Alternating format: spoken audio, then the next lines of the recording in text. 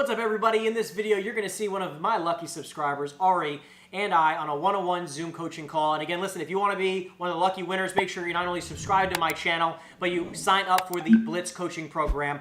We give away free coaching sessions each and every single week to one lucky subscriber. Make sure you check out this video. Lots of information. He's a newer realtor, 7 months in the business, and I'm coaching him up so that he can make 6 figures in his first year. So Ari, thank you so much for coming on today. I super appreciate you, man. Let's dive right into your story. Tell me, give me like the 60-second to 2-minute synopsis of your business, where you're at, and how long you've been in the business. So I'm located in the Southern California market, specifically in Los Angeles.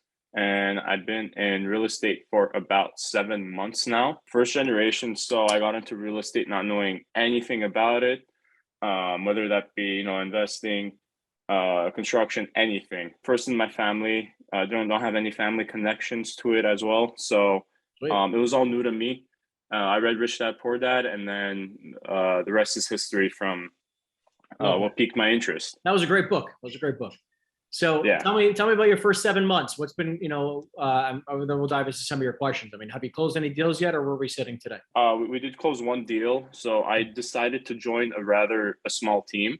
Okay. So it's about 5 to 6 people. And I decided to join them because this way I thought, I can get more attention, and any of my questions that can get answered will be directly under their wing. Okay. And I mean, that way I've learned a lot. Maybe not everything that I wanted to, but I mean, I'm learning more every single day, and they've been very supportive. They help me out, and they give me opportunities that otherwise wouldn't be there. Sure.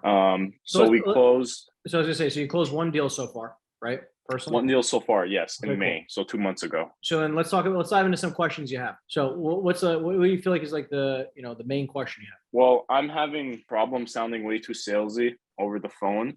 I like being direct normally. So I love your script for that. It's straight to the point. You either get a yes or no, and then you get into the conversation then. I've been trying to get, different approaches, obviously not to get everyone's input on everything, because, mixing everything won't work well.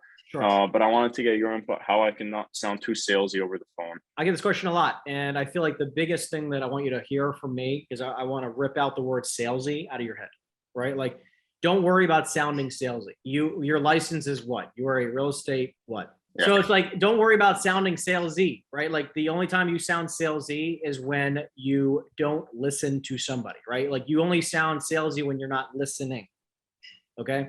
Like, when all you care about is the transaction, when all you care about is making money, like, then you sound salesy, right? The reason why people think that car salespeople are like sleazy and salesy is because all they care about is you buying the car. They don't care about your wants, your needs, what your why you here today, what brings you in here today, and really focusing on the why you want to buy it versus buying my car, right? So if you come from the place in your heart as genuinely as I know you are, right, where you just truly want to probably help somebody out, you're not going to sound salesy. But when you start giving somebody like, this crazy attitude of like, buy the house, you have to buy the house, or you have to put the house in the market right now, like pushing somebody like that, like, don't get me wrong, there's a difference of pressure and pushy. The word push, the acronym that works best for me is to look at it as persistence until something happens. You're just being persistent, and that's okay. Like, you're allowed to, push a little bit and add some pressure to the call.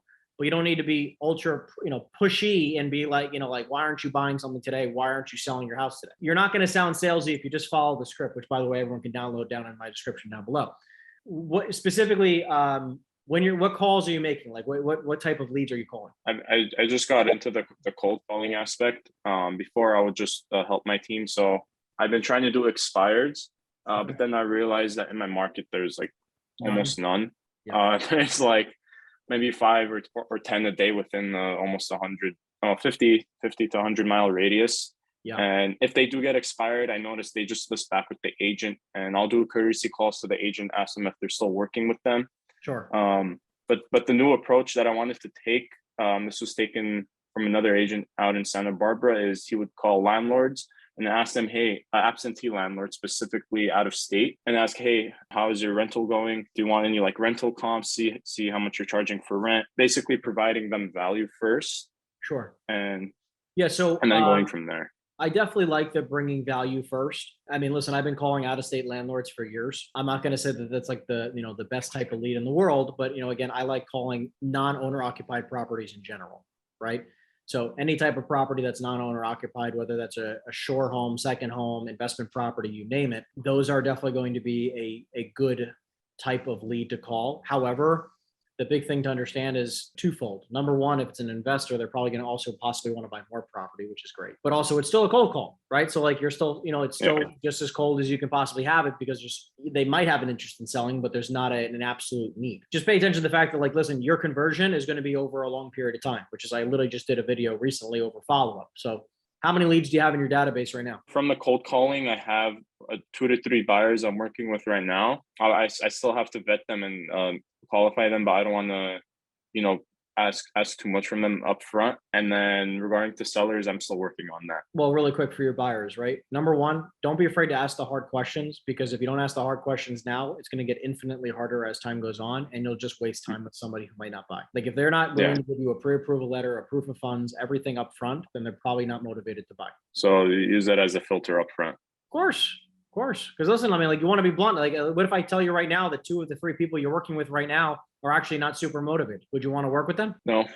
Yeah. So, and don't get me wrong, I'm not saying that's the exact answer, but I am saying if they're not willing to give you a proof of funds, pre-approval letter, and any of the financials that you need in order to qualify them, they're probably not the motivated people you want to work with anyways. I mean, I don't mind nurturing them up to the point that, they will need to. That's what I work on with my follow-up system. That's what I've been really focusing on. Even though I don't have too many people, I mean, I'd rather focus on what I have right now. So are you a full-time agent, by the way? Yeah, technically I am full-time, but I make money from other avenues. So got it. Yeah.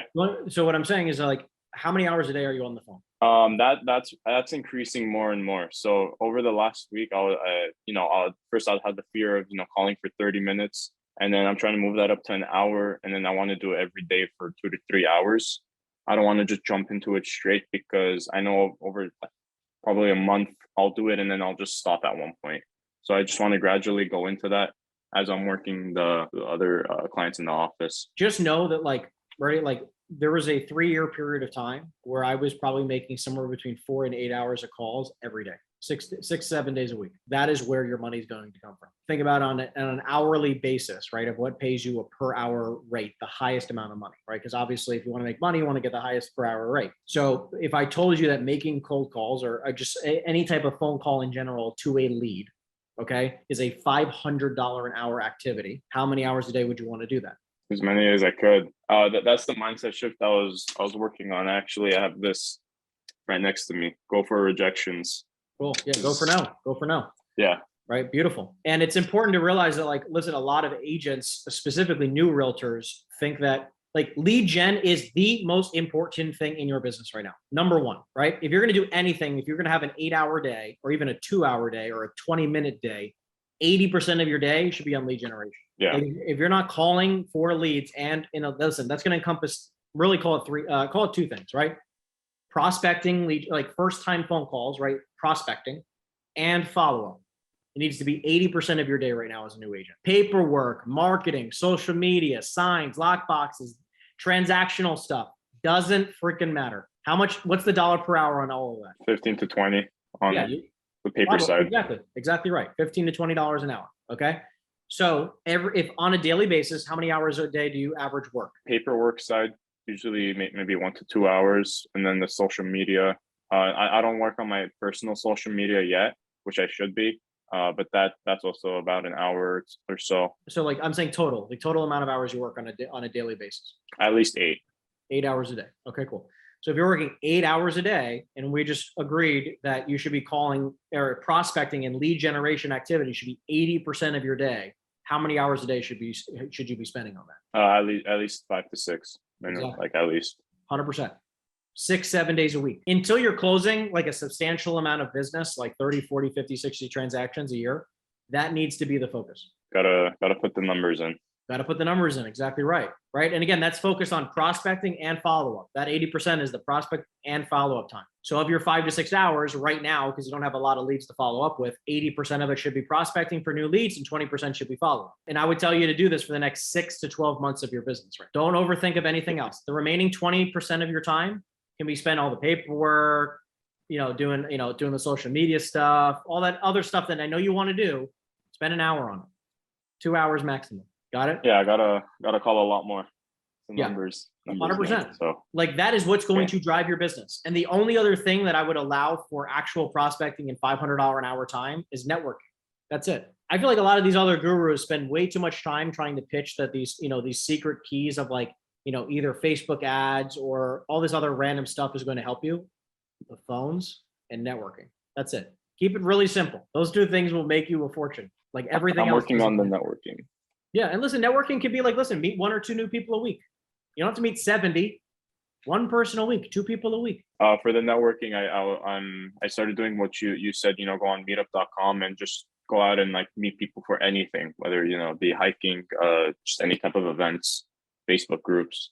I network in Facebook groups quite a bit with the investors, but it's not the same. It's more transactional based with them because of my approach with them, but still learning that side of it. Yeah, I mean, I would try to focus also on like if we're just going to talk networking for a minute or two, focus for networking on people who have massive value. Don't get me wrong. Like if you're going to like hiking as an example, right?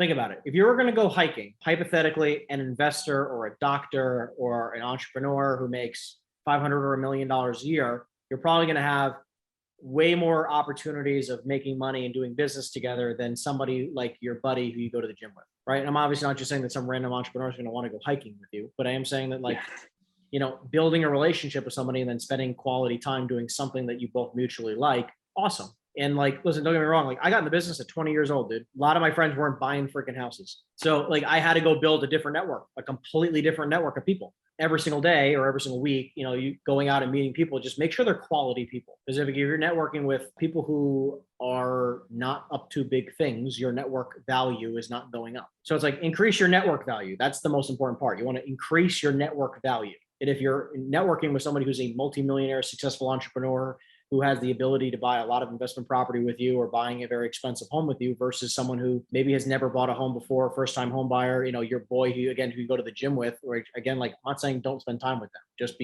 understand you're not increasing the network value. Yeah, I have one more question for you. Aside from being a realtor, working in the real estate space, how would you say your best way, that you can provide value?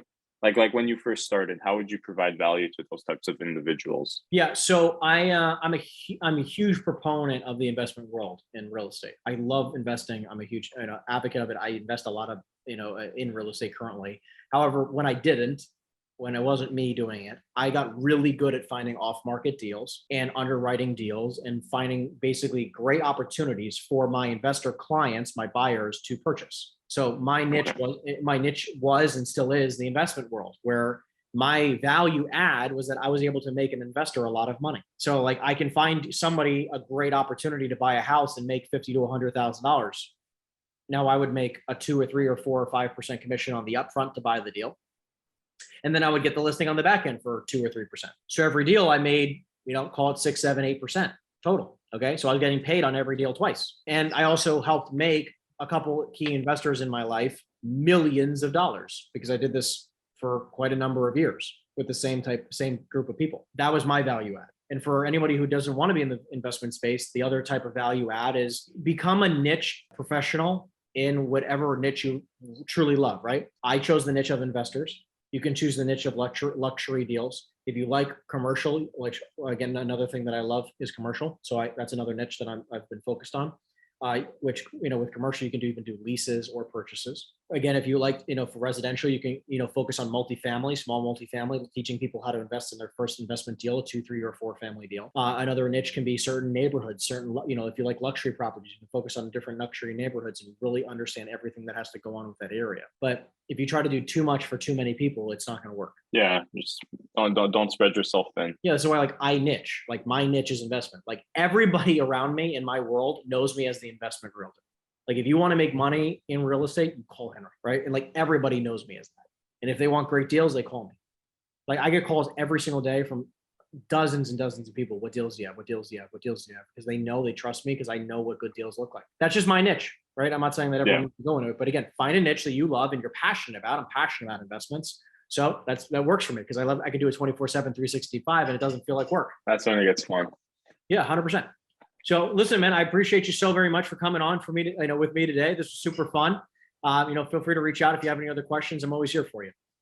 Yeah, thank you so much, Henry. I appreciate your time. Thank you. Likewise. Of course. Anytime, my friend. Have a great rest of your day. Talk soon. Thank you. You too.